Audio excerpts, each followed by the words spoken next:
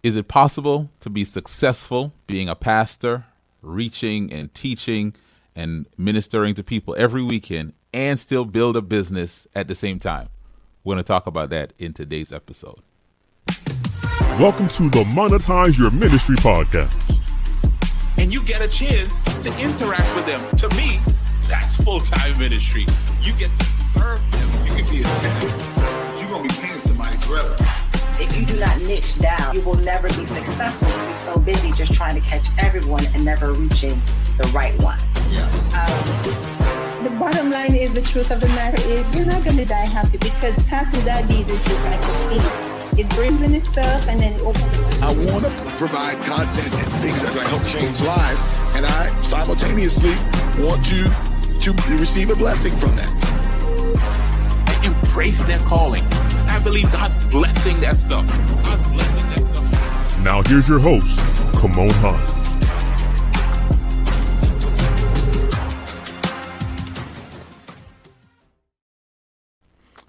All right, welcome back to the Monetize Your Ministry podcast. I'm excited. This week, we got a guest with us. In fact, this is my first guest on the show. I had to do this. I had to bring on this guest to be the person to share with us this week. It is my brother, my friend, and my business partner, Dr. Myron Edmonds. Myron, welcome to the podcast. Well, glad to be here, man. What's up, bro? Listen, it's been a long time coming, but we here. Yes, sir. Yes, sir. We here. Yeah, man. So listen, I think for a lot of people, you represent what this podcast is all about, right? You have a ministry that you've been doing, you've been helping people, and now you found a way to turn that into streams of income, and it's only allowed you to help more people. So we're going to get into that in this episode today, and the timing of this episode couldn't be any better, because we're just coming off of a really impactful weekend. We're going to pack all of that. But I want to start off with this question that I want to start asking all my guests, which is this. What is ministry? If you could define it, what's the word association? When you hear the word ministry, what comes to mind? Yeah, interestingly enough, I've been studying this word a lot lately because we've been doing some trainings at the church. And, the word ministry literally has the connotation of kicking up dust, right? Of creating dust. The word picture literally is of movement and activity. It comes from the idea of just serving, right? And so in those days, biblical days of antiquity, they didn't have, these hard surface, concrete and asphalt. There was a lot of, dirt on the ground. And so it just gives the image of people actively moving about, finding ways to serve people. And so the result of it is that it creates dust. I like the visual picture because it's one that's not connected with selfishness, right? It's about somebody else. It's about creating a life that's better for somebody else. I think if I were to really just boil this definition down to probably the most palatable one that most of us can take in, it's just that when you're doing ministry, essentially you are meeting the needs of people, period. That's ministry. It's not as religious as I think we think, but ministry means to meet needs. Oftentimes governments use this term. We don't so much use that in the United States, but in other countries, they call it the Ministry of Defense, the Ministry of Agriculture. Ministry of Agriculture. And so they are an organization or an institution that is serving in that particular area, the nation serving the Commonwealth or what have you. So it's just really the idea of serving. I love that, man. But I'm going to keep that word picture in mind, that kicking up dust. I love that. Yeah. I'm going to use that sometime. So when I use it, you know where I heard it. Yeah, I actually to be honest, I got it from Nate. We were having a deacons training, and we were all, kind of perplexed. If you've been in church for a long time, you have these terms and titles for various offices, and sometimes they create confusion because what you read in scripture often doesn't look like what you see in the church. And so Nate came to our church and he was doing a training for the deacons. And that was the term that came up because the word deacon comes from literally the word to serve. And the picture was to kick up dust. So yeah, man, I stole that from Nate. All right. Well, I'll be stealing it from you. So just, I guess The it's gift fair that keeps game. on giving, man. It's fair game. It's fair game. Yeah. So just for full disclosure, for those watching this, Myron and I, we went to school together, doing our master's degree. We overlapped, and then we've been friends for a while, and we don't see each other often. But I want to use 2 weekends that we saw each other recently to kind of talk about what you do and kind of bookend them. So maybe like a month and a half ago, I was in Cleveland, brought my whole family out because you were opening this building that you've been working on for a while, this vision that God had given you. So Myron leads a congregation in Cleveland, Ohio, in the Euclid area, and you just opened this new building, right? So it's the Grace Community Church. And then this past weekend, we just were together where you did a men's conference. So here you are, you're very successful as a pastor, you're a sought-after speaker. What is it that moved you to say, okay, I don't just want to stay impacting people at my local church or at churches that I'm invited to speak. I want to actually take what I have and move it out into the world of business. Kind of talk to us about that part of your journey.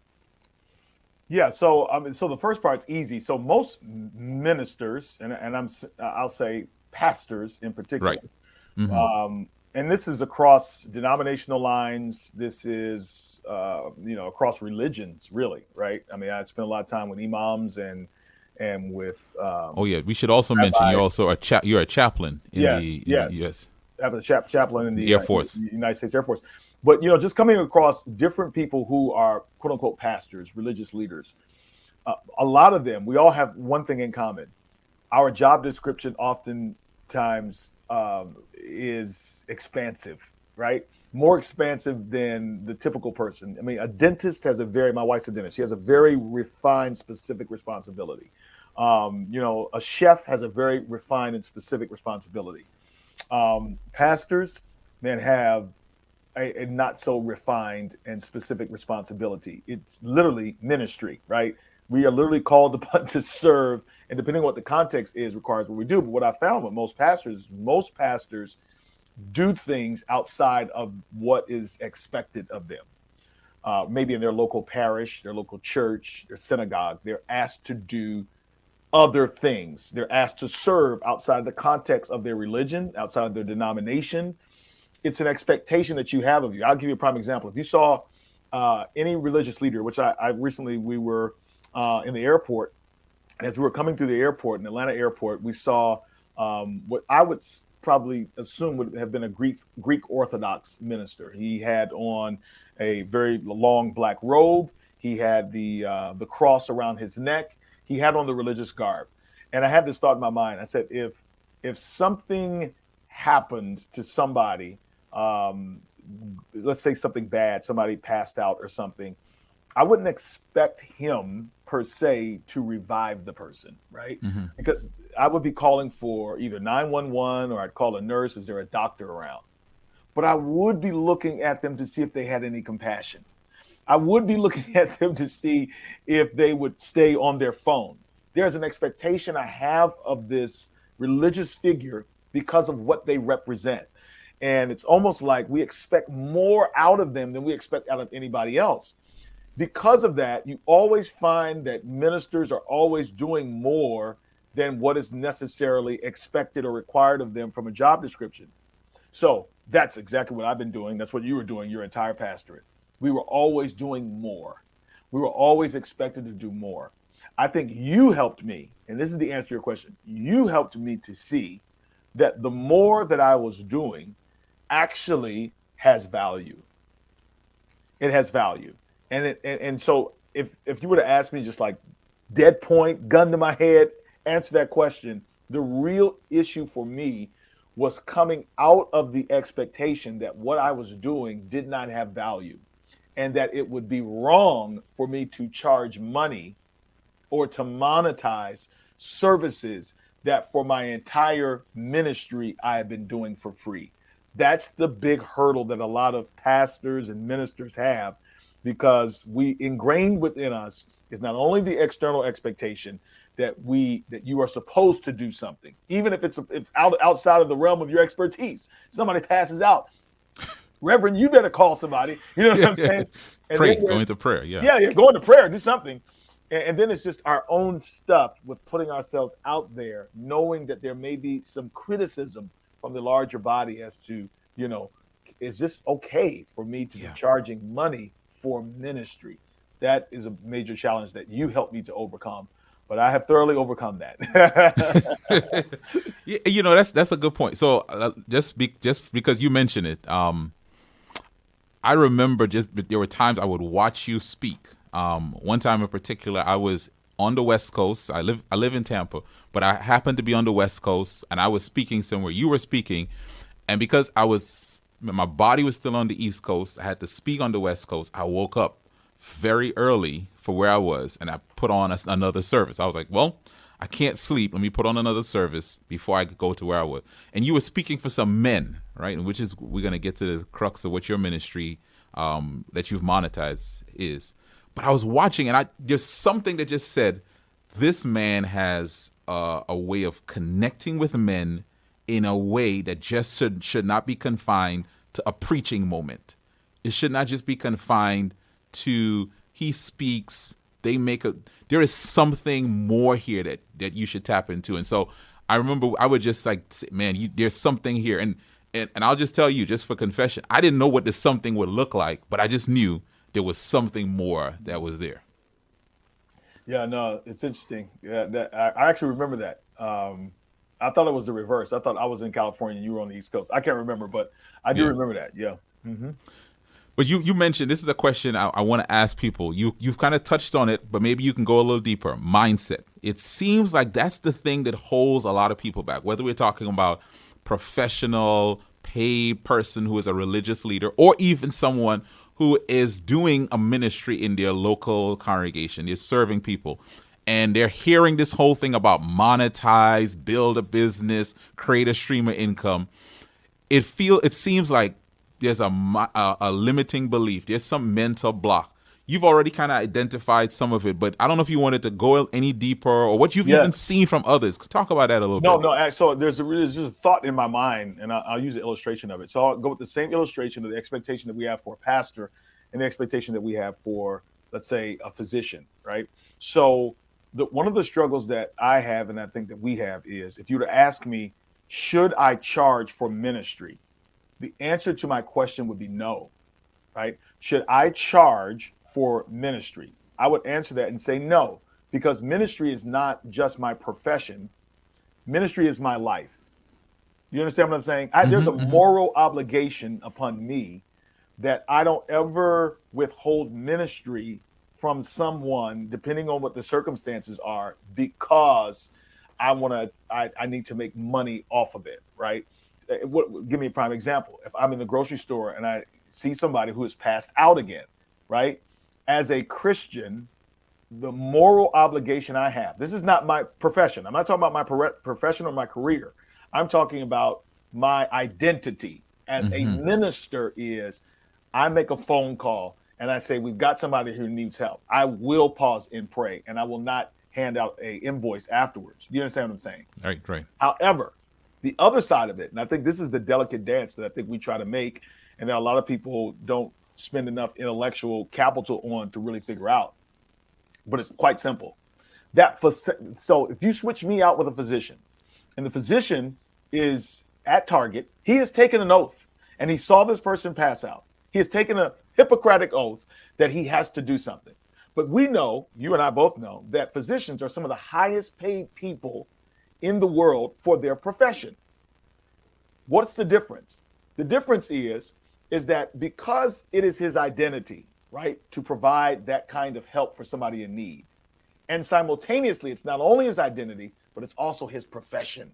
It's a way that he takes care of himself and feeds his family. We don't have any issues with people having a profession. And I think what happens sometimes with pastors, especially, I'll say, is that we conflate too often the calling or the vocation with the profession, right? Like, I literally have to eat, and God's way of taking care of me to eat is the same way He will take care of me to take care of the physician to eat. He has given me a set of skills. He has given me a career in this, whereby I also, as the Bible would say, should not muzzle the ox, right? I also should be able to benefit. A workman is worthy of his hire. There are time limits, there are contracts, there are hourly wages, there's all kinds of stuff that you can impose upon that from a human resource perspective that puts limitations as to when I should be compensated and when I should not be compensated for what I'm doing. The same way that you would have for a physician who has a Hippocratic oath to take care of people no matter what the situation, but we have no issue with a physician who earns a living by doing what he's doing. Does that make sense? That's good. That makes sense. And I think, as you just even said, that you being able to earn a living and provide for your family using the ministries God has given you doesn't make you do less of ministry. It allows you to do more of it because you're not pulled in 10 different directions trying to take care of the same needs that you still had. Like, the needs are there, but this is just a way that you're taking care of your needs using what God has already given you. Yeah, absolutely. I mean, no one would begrudge a school teacher who decided that after hours they would want to tutor people and be paid for it. Right. No one would begrudge a nurse who decides that she wants to create an invention that will help to make maybe the process of doing lobotomies or whatever smoother or more efficient. Nobody would begrudge a mathematician who decided that they wanted to create, an algorithm for a computer system that's going and to be paid for it. Yeah. Right. We only have this prejudice against pastors. Yeah. Yeah. And the truth is I went to school. I was trained to do some things that have nothing to do with my identity. Preaching, creating sermons, writing books. These are all talents and skills that can be developed. Most of the time they're skills, right? And as a result of having these skills, I also need to take care of my family. I also want to be able to have an expansion and impact the kingdom. And we all know we live in a world it requires income, finances to be able to make some of these things happen. And getting to that place where I realize that, this service that I'm providing is outside of, like at a church, for example. I do not charge my members to preach. Technically, I'm already charging them. That's what a salary is. Even I'm not working for free, even at my church. Right. Now, do I think it's the best wage that I can have? Probably not. But there are no pastors except a volunteer pastor. Right. Who is actually not being compensated for the work they do. The problem that we have is, should they be compensated for extra stuff? Right. Outside of the employment or the place of institution they're working. And to me, that's where it gets to be more about preference and opinion rather than a principle. So the answer is it okay to work as a minister and to be paid? Absolutely. It's happening right now and nobody has an issue. We just don't want to see people get ahead. That's just my opinion. And you're right. It's like, we're okay with you getting a salary. Yeah. But once you start turning it into being entrepreneurial and selling stuff, I right. think that's where we start having. And so that's a good point that you just pointed out here. So let's talk about, there's some people watching this episode. And by the way, make sure you subscribe and share this, give us a rating and review. But people watching you now, some guy, some lady is saying, okay, I got a ministry. Myron, your ministry is what? First of all, tell us what your ministry, and then I'll ask my next question. What has been the ministry that you've used to monetize? Talk about that a little bit. Well, for the most part, it's been the area of leadership development, specifically towards men, right? And so that's really what we've been doing. We've been creating resources, books, content, hosting events to help men, as we say, to win the things that matter. But essentially, we're doing personal and spiritual development for men. Yeah. And we definitely have found ways to take resources, whether they be human resources, like books and content and whatever, and we have sold these to help men. Yeah. So you mentioned books, you mentioned coaching, you mentioned content. Just personally for you, which one of those methods of packaging your expertise, your passion? Which one of those resonates and you enjoy the most? Oh, anything that coaching, absolutely. Right. Really? Yeah. Well, More than speaking. If you were to say speaking, coaching, which one? Oh, yeah. I say speaking and coaching. I kind of conflated those two, but I was separating those two from, like actual writing books or creating some kind of actual content that people can consume, because people are okay with that. Like, people buy books all the time. People buy devotionals. I think in people's minds, they have assumed people buy Bibles. Bibles are not free. You know what I'm saying? So I think they know, look, somebody has put work in to put this thing together.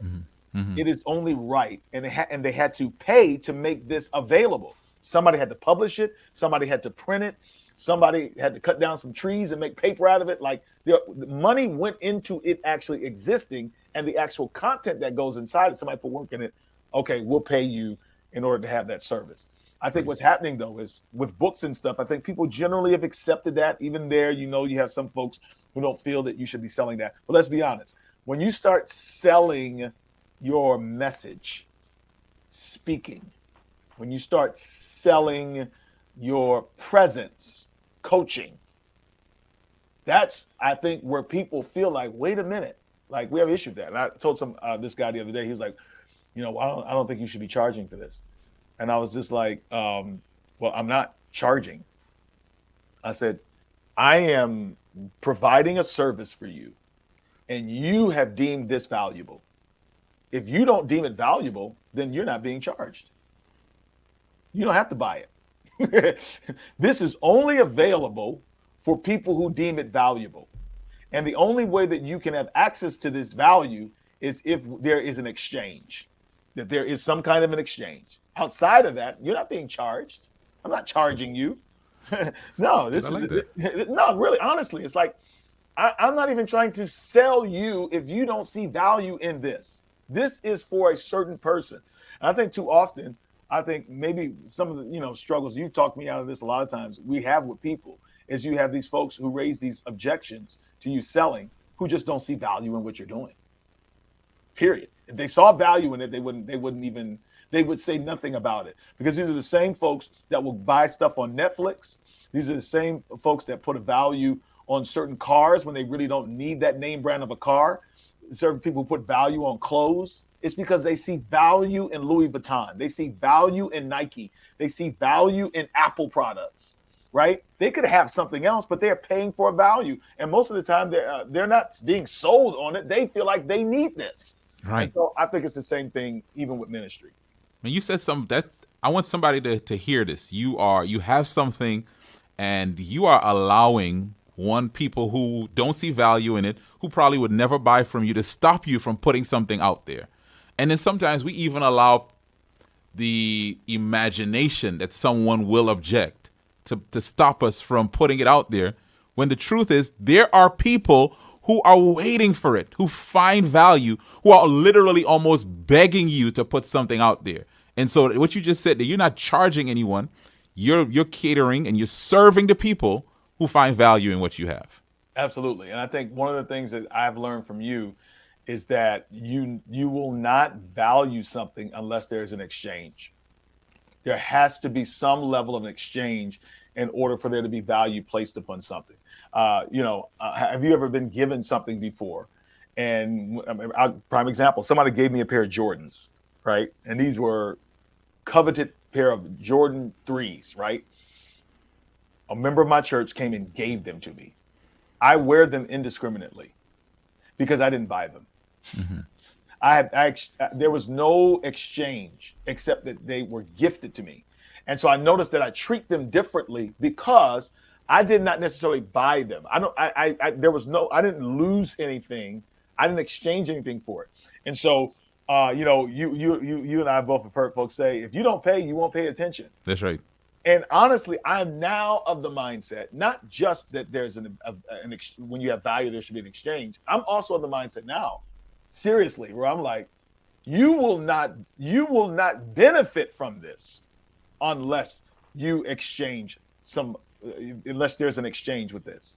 Yeah. Like, you will not be able to really experience the transformation necessary in what I am providing unless there is an exchange. There has to be one. You have to make an investment. If you don't make an investment of it, what I'm offering you, you will never take seriously. And of course, you have people out there, oh, yes, I will. But you and I both know it to be true. We've seen it time and time again where we have given something away to someone and they have not taken full advantage of it. When somebody has made an investment in something, we've seen exponential differences in their lives because they made an exchange. That is such a good point. Like even David says, "Well, I don't want to offer a sacrifice that doesn't cost me anything." Like there is something about I need to put some skin in this game so that as soon as I'm charged, as soon as I find the money, I put it in.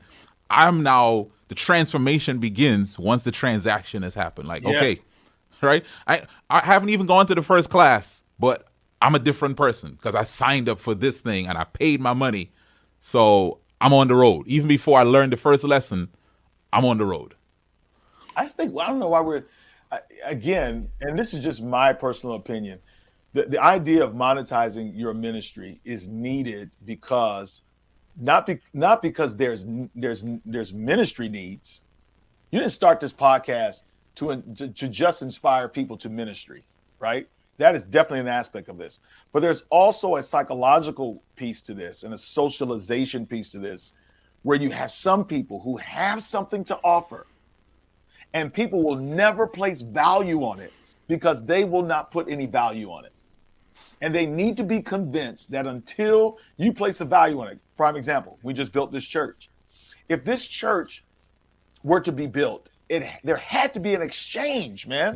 We couldn't just build this for free, right? You can't just, it's ministry. Like nobody's going to give this to us because we're a church. Sometimes I would hear church people say, I wish these carpenters and these electricians, they're at ministry, maybe they'll give us a discount. What? That doesn't make any sense.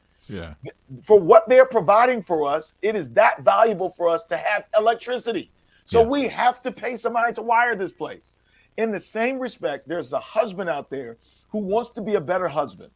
And in order for him to be a better husband, he has to make an exchange in order for him to value the fact that him being a husband to his family is that important that I'm willing to make an exchange for it.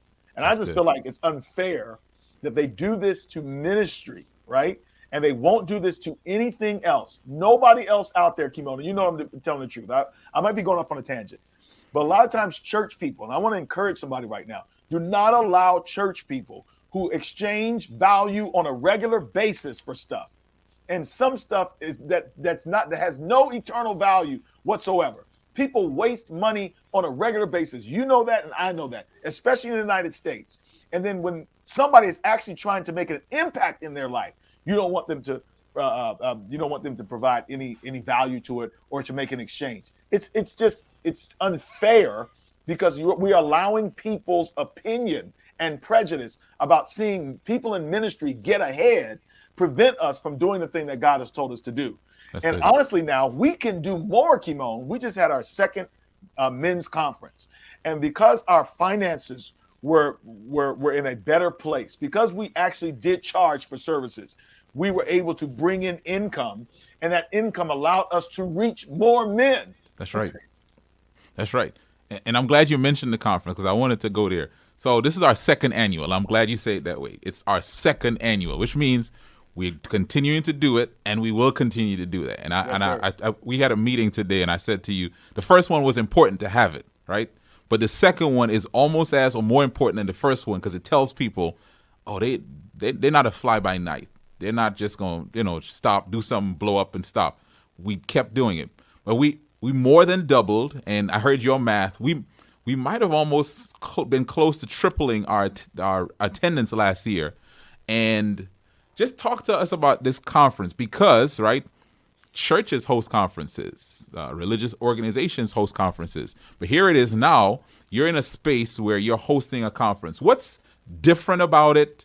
Tell us about, as someone thinking about monetizing their thing, why would you do something that a religious organization might already been doing? And what's different about what you're doing? Because God has called you to do something unique. And when a religious organization or a church does something, or a body of people, what they're doing has value, but it comes from an ethos. It comes from a perspective that is representative of that unique body or organization, and that has a place. But there's also something that God wants you to do, and I mean, you and I both discovered this weekend, that what the space that we provided for men we would not have had the freedom to help the men the way that we know we can help men, the way that we know is effective to help men, had we attached this to a certain religious organization. There would have been constraints. There would have been red tape that we would have had to overcome just so that we could have the experience that we had. And then there would have been a considerable amount of criticism, possibly, at the way we did it. And I just want to free somebody right now, because there are those of you out there, you're trying too hard to placate to other people to give them permission to do something that God has called you to do. I even think of the Apostle Paul. The Apostle Paul literally had to monetize himself because he did not, by being a tent maker, because he did not want to have the constraints of the church upon him to prevent him from going across the world and creating Christians. That was really why you read the scriptures. He was like, look, I didn't want to have anybody, and I'm paraphrasing, I didn't want to have anybody to say this or that. So he said, I went out and made tents myself so that I could do this ministry and not have to worry about you imposing your values upon what I'm trying to do. And you and I both know that the Apostle Paul was highly criticized for his ministry. And there are those of you that God has given you something unique to do. And when you refuse to do it, you are literally holding yourself back from a population of people that will never be reached by certain entities. Your ministry needs to be monetized. You need to have the conference. You need to have the mastermind. You need to write the book. It doesn't need to be published by anybody else. You need to start the organization or the following or the platform, because what God has given you to do, He has not given somebody else to do. And I think so often, again, we're trying to find ways to get people to co-sign on what we're doing. You and I both know, Kimon, we have to do this way. There's a group of people we're trying to reach that certain organizations are not trying to reach. And we know how to reach these people. And in order for us to do it, we have to do it our way. I love that. You know, you say it. We're waiting for a co-signer where God has already given you all that you need for this thing, man. Yeah. You wait, and sometimes we say we're waiting on God, and God's like, "No, I'm waiting on you. I already gave you everything you need for this thing." All right, Myron, I'm gonna allow you to play business coach. Somebody's out there. Give them one tip, one lesson that you've learned, or you want to just give to someone who is trying to build something of their own. What's one tip, one lesson you would give them? Some business tip that you want to give them? Yeah, outside of hiring Kimon as your business coach, find a business coach, seriously. And I would say especially one who is one of faith, right? That understands ministry. And this is a Monetize Your Ministry podcast. So I think there are some nuances.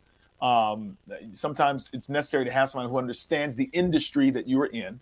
So especially if you're a person of faith and you have a group of people that you want to reach and minister, that you have gifts and talents to reach, I think without question, the most pivotal move I made was hiring, that's an exchange of value, a coach to help me to expand my ministry. I heard one pastor say this before. He said, salvation is free, but ministry costs, right? Like the idea that you can go to the next level simply by YouTubing it. And there are some people who have, but if that was the way for you, you would have done it already. You know YouTube exists, right? Sometimes we need somebody to help us to get clarity on what we're doing, right? To get a plan for what we're doing, and we need that plan to exercise it. That's why I always feel like, and I've said this over and over again, the next level in just about anything in life is bringing somebody else in with the knowledge that you don't have to help you to get to that next stage. And if you are trying to monetize your ministry, you're trying to start a business, if you feel a tug towards some type of entrepreneurship and you haven't done it yet, it's probably because you don't know what you're doing. And so I would encourage you to get somebody who can guide you along the way so that you're not making a lot of mistakes and missteps. I would say that I probably wasted time because I was debating as to whether what I wanted to provide was valuable enough to pay somebody to help me to do. I was trying to figure out, was there a backdoor way where I didn't have to pay Kimon, truth be told.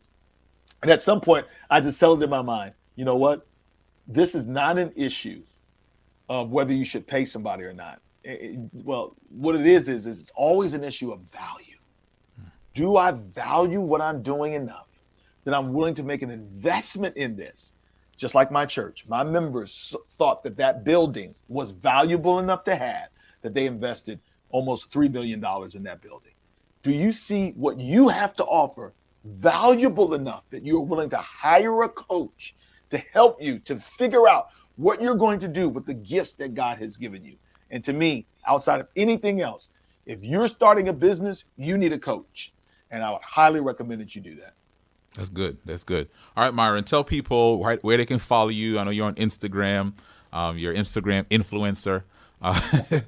Tell people where they can get resources. And if you're a man now watching this, I'm just telling you, you got to be a part of the ministry and the things that Myron and I have been partnering on, things that you're leading out in. I mean, just to talk about this weekend, the word that we heard from men over and over is this is the best conference I've ever been a part of. I felt understood.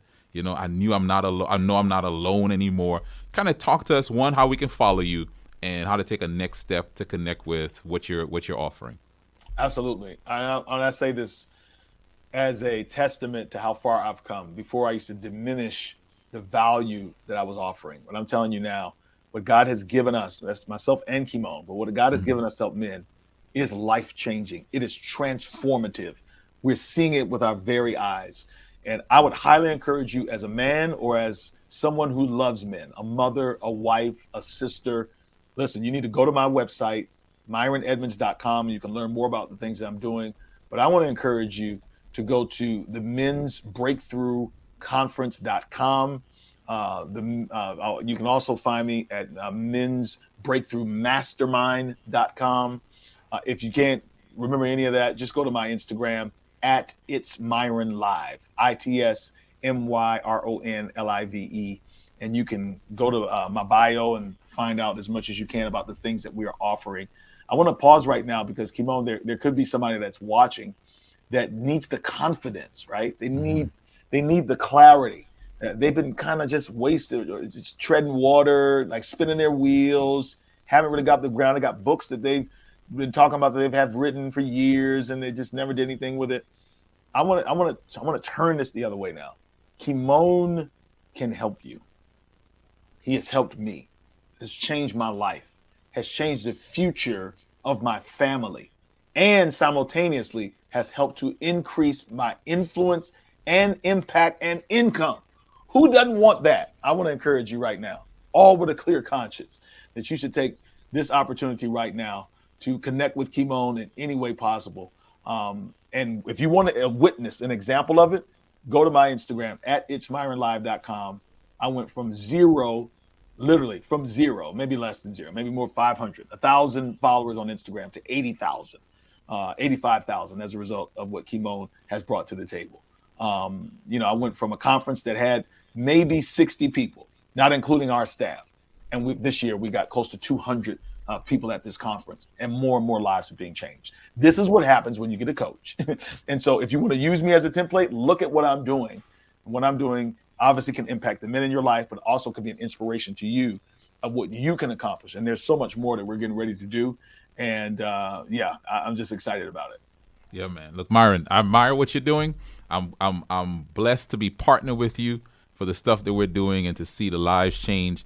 And for anyone out there who you're sitting on something, know this: what you are sitting on, someone, yes. and no matter how nuanced it is, someone right now is looking for that thing that will change your life, and they'll value it enough to pay you for it. So just take action on it, invest in yourself, and increase your income and your impact. Thank you for listening to the Monetize Your Ministry podcast with Kimon Hines. For more information, visit our website at www.monetizeyourministrypodcast.com. That's www.monetizeyourministrypodcast.com. Find us on YouTube, Spotify, and Apple Podcasts. Please share this episode with someone who needs it. Let's increase our income and impact.